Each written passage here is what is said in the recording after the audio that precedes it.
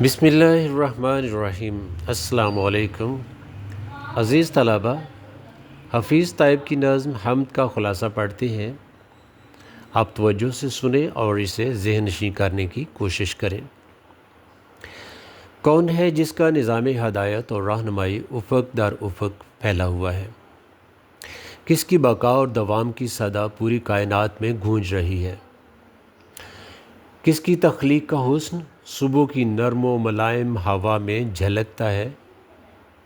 کس کے جمال کی روشنی پہاڑوں کی چوٹیوں پر بکھری ہوئی نظر آتی ہے؟ ہر لمحے اور ہر منظر میں کس کے حسن کے رنگ نمایاں ہیں؟ آسمان پر ستارے کس عظیم ہستی کے لیے چراغاں کیے ہوئے محسوس ہوتے ہیں؟ سمندر کے صدف میں چھپے موتی کس کے کرم اور بخشش کی نشانی ہے؟ انسان کا دل کس کی جستجو میں بے قرار اور مضطرب رہتا ہے؟ اہل محبت کی جان کس کی یاد میں تڑپتی اور سکون تلاش کرتی ہے؟ کائنات کی ہر خوشبو، ہر دلکشی اور ہر کشش کس کے حسن تخلیق کا پتہ دیتی ہے؟